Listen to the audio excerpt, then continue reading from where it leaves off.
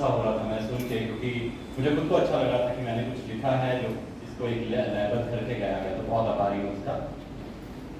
जैसे कि पापा ने इंट्रोडक्शन में बोला, तो हमारे घर का माहौल बहुत अच्छा, जन्म से ही हमें एक ऐसा एटमॉस्फेयर मिला मेरे को और भैया को कि टोटल डेमोक्रेटिक मल्टी रिलीजन। हमारे घर में मम्मी एक रिलीजन फॉलो करती थी, पापा एक रिलीजन फॉलो करते थे, तो बहुत सारी चीज़ें जो हमें जो आज के डेट में होता है कि शायद उससे दुनिया का उद्धार हो सके, शायद वो चीज़ें अच्छी हों।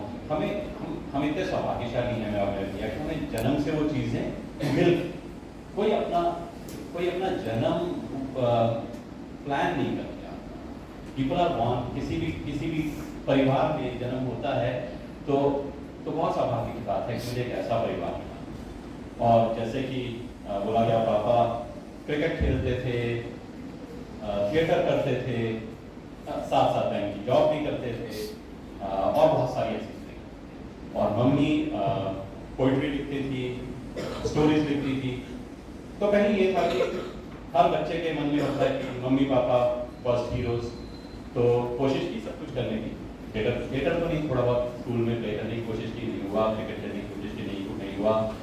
पापा की तरह ये करने की कोशिश की, मम्मी की तरह कविताएं लिखने की कोशिश की, खाना बनाने की कोशिश की, थोड़ा थोड़ा हो गया। तो बहुत हद तक मैं पापा से प्रेरणा ली, लेकिन मम्मी के जैसा बना। तो मुझे बड़ा अच्छा लगता है कि जब भी मैं कोई पोइम लिखता हूँ, कुछ करता हूँ, तो मुझे सबसे पहले होता है कि किसी तरह मम्मी तक पहुँचे। मम्मी उतनी टेक्नोलॉजी से अभी नहीं है। जब मैं ब्लॉग करता हूँ तो मैं भैया को कहता हूँ कि हाँ मम्मी को पढ़ा देना। तो लगता है कि वो जब पढ़ेंगी तो किताब के बारे में बहुत लोगों का आभार है इसमें। जब मैंने जब बीडी कालिया सर के मैंने वर्ड्स पढ़े इस किताब के लिए, तो मुझे बहुत अच्छा लगा। मुझे ये लगा कि शायद मैं वर्दी नहीं हुई इतनी अच्छी चीज़ें मेरे किताब के बारे में या मेरे लिखने के बारे में बोली जाए, तो इससे बहुत आभारी हूँ। और सर आपके लिए आप नहीं मेरे को इनकरेज करते तो शायद ये किताब कभी नहीं बनती। और आपकी हिम्मत है कि आज ये किताब का ये रूप है। और सागर जी, आपकी पेशेंस के लिए हर रोज दो चीज़ें ठीक कर दीजिए, 2 चीज़ें ये कर दीजिए, और फिर भी आपने पेशेंटली हमेशा साथ ही साथ नहीं ये ऐसे है, ये ऐसे है, और बहुत ही अच्छे से, बहुत ही बिना एक बार भी ये कहे कि भाई बहुत हो गया, एक ही बार में कोई नहीं होता, तो एक ही बार में कर दो ना, तो वैसा कुछ नहीं। तो सबका बहुत आभार है मेरे मन में उसके लिए। और रही बात इसके किताब के टाइटल की, रहनुमाना था, तो मैंने एक पोइम लिखी थी जिसका टाइटल था रहनुमाना था। और कभी लगता है कि शायद अगर एक गाइडेंस, अगर एक टीचर, अगर कोई ऐसा जो कि गलतियां बताता रोज, तो शायद कुछ और होता। तो वो सोच के मैंने वो कविता लिखी थी, रहनुमाना था। मैं वो कविता पढ़ना चाहूँगा, और उसके बाद कुछ दिन पहले मैंने उस कविता का एक छोटा सा एक्सटेंशन भी लिखा है। तो मैं वो इस किताब में नहीं है, लेकिन मैं वो दो लाइनें भी बाद में आपसे साझा करूँगा। तो कविता है कोई रहनुमाना था। चल तो रहे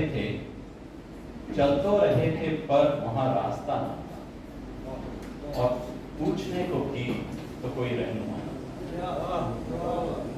चल तो रहे थे पर वहां रास्ता ना था, और पूछने को भी तो कोई रहनुमाना था। मंजिल कहीं तो होगी, एक उम्मीद थी मगर, मंजिल कहीं तो होगी एक उम्मीद थी मगर, किस ओर चले सोचने का हौसला था। और पांव के निशान से आबाद था सहरा, पांव के निशान से आबाद था सहरा, पर मीलों तक वहां कोई कारवां।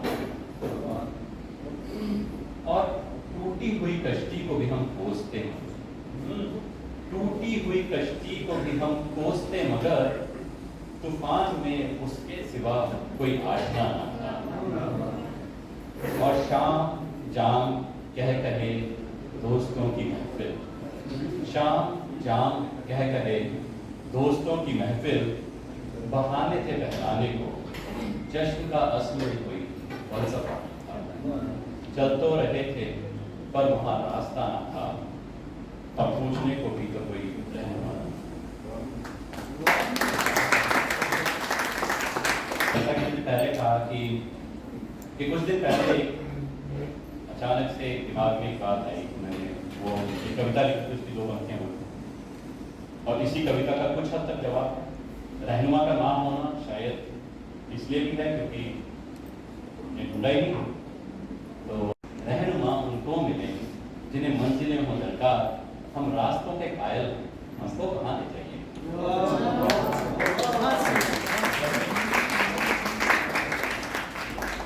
और जैसा मैंने पहले कहा था कि लिख थोड़ा बहुत लेता हूँ, बोलने में बहुत हाथ पाँव कांपते हैं, तो इससे ज़्यादा नहीं बोल पाऊंगा, बट आप सबका बहुत बहुत धन्यवाद। जब हम कहते हैं कि मैं लिखता हूं तो गलत कहते हैं। कोई लिखवाता है, कोई ऊर्जा है, कोई शक्ति है, कोई प्रारब्ध है आपके जो आपसे लिखवाते हैं। तो ये कहीं आपके प्रारब्ध हैं कि पीछे से चलते आ रहे हैं जो आपको लिखवाते हैं। परंतु वर्सटैलिटी के साथ लिखना, विविधता के साथ लिखना, ये कमाल की बात है कि कभी वो सिर्फ, देखिए कई तरह के कवि हैं जो सिर्फ व्यथा लिखते हैं, दर्द लिखते हैं, कोई मोहब्बत लिखता है, लेकिन कोई कोई कवि होता है कि जो भी वो वृतांत या कुछ घटनाएं उसके आसपास घटित होती हैं उनको अपने अंदर आत्मसात करके वो लिख देता है। तो ऐसे कवि दुर्लभ होते हैं। तो नमन आपकी लेखनी को, नमन आपको, बहुत बहुत बधाई। तो मैं सीधा अपनी कविता का अनुरोध करता हूँ जो आपने लिखी, जो मुझे पसंद आई, क्योंकि हर एक का अपना अपना पसंद अपनी अपनी होती है। तो मुझे जो पसंद आई मैं उसी को आपके साथ साझा करता हूँ। कितना अच्छा दौर था जब पेन से लिख के आते हैं। मुझे एक कविता जो मुझे मैंने कम से 2-3 बार पढ़ी, मुझे अच्छी लगी। 2 रूप कि सोचता हूं जब भी तुम मुझे मिलो, कि सोचता हूं कि जब भी तुम मुझे मिलो तो मैं दिखूं जैसे ओस की बूंद सी ताजगी लिए, तो मैं दिखूं जैसे ओस की बूंद सी ताजगी लिए हुए, उगते सूरज की धुंधली रोशनी लिए हुए, पंछियों की चहक, फूलों की महक और भोर की हवा सी ठंडक लिए हुए। डरता हूं कहीं तुम मुझे उस समय न देख लो जब मैं अमावस चांद सा खुद में घुर रहा, आधी रात काले चोर सा अपनी आंखों से छुप रहा, उल्टे घृणित शराबी सा खुद पे लज्जित हो रहा। वो जो मुझसे हो गया या मुझ पे थोपा गया, उस सारे पाप का भार झुके कंधों पे ढो रहा। एक दर्पण और यह 2 स्वरूप, कि एक दर्पण में ये 2 स्वरूप प्रतिबिंब, ये दोनों ही मेरे छांट कर बांट कर सका हूं मैं जिन्हें, छांट कर बांट सका हूं मैं जिन्हें, मुझ में ही समाये मेरे उजाले और अंधेरे। हो तुम ही वो एक प्रयोजन कि मैं स्वयं में श्रेष्ठ बनने चला हूं और उठ सकता हूं हर आत्म संदेह से जो कहीं मुझे घेरे। सोचता हूं कि जब भी तुम मुझे मिलो तो मैं दिखूं जैसे ओस की बूंद सी ताजगी लिए हो। तो बहुत ही खूबसूरत पंक्तियां। हम हर मौसम में आते हैं, ये पहला जीवन नहीं है। कभी का ख्याल है, मैं सोचता हूँ जिसका हो जाए इसके साथ अन्य। हम हर मौसम में आते हैं, एक नया चेहरा, एक नया नाम ले, एक नया चेहरा, एक नया नाम ले। जीवन को अपना कहते हैं, ताजो रहे ये हमारी पहचान लिए। किसी एक नाम का नहीं है जीवन, किसी एक नाम का नहीं है जीवन। हम भूल के सच को जीते हैं, किसी एक नाम का नहीं है जीवन। हम भूल के सच को जीते हैं। युगों से गति में जीवन सरिता की बस एक पहचान गति, युगों से गति में जीवन सत्ता की बस एक पहचान गति। और जिंदगी अथक नदी के जैसे जाने कितने सदियों से बिना रुके बिना थके बस चलते जाए, चलते जाए।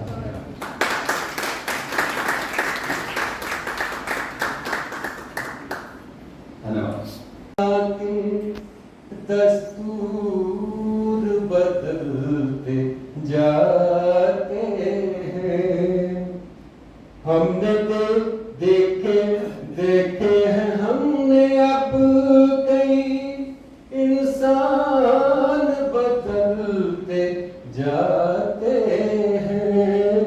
बदलती दुनिया के दस्तूर बदलते जाते हैं। मन बिक रहा और हाथ भारी छूट से, ईमान बिक रहा और हाथ पे भारी छूट से। बेईमानों को देखा अपना ईमान बदलते हुए। बदलती दुनिया के दस्तूर बदलते जाते हैं। पाप के छींटे नहीं हटे चेहरे से तो क्या मलाल। पाप के छींटे नहीं हटे चेहरे से तो क्या मलाल। दिखते हैं पापी रोज अपनी पहचान बदलते हुए। बदलती दुनिया के दस्तूर बदलते जाते हैं। लेकिन जी ਅੱਜ ਤੁਹਾਡੀ ਬੁੱਕ ਲਾਂਚ ਹੋਈ ਹੈ, ਤੁਹਾਡੀ ਸੈਕਿੰਡ ਬੁੱਕ ਸੀਗੀ। ਉਹਦੇ ਟਾਈਟਲ ਦੇ ਬਾਰੇ ਵੀ ਦੱਸੋ ਤੇ ਬੁੱਕ ਬਾਰੇ ਦੱਸੋ, ਦੇ ਵਿੱਚ ਕੀ ਕੀ ਪੜ੍ਹਨ ਨੂੰ ਮਿਲੂਗਾ। ਜੀ ਮੇਰੀ ਇਹ ਹਿੰਦੀ ਪੋਇਟਰੀ ਦੀ ਕਲੈਕਸ਼ਨ ਹੈ ਤੇ ਟਾਈਟਲ ਇਹਦਾ ਹੈਗਾ ਕੋਈ ਰਹਿਨੁਮਾ ਨਾ ਥਾ।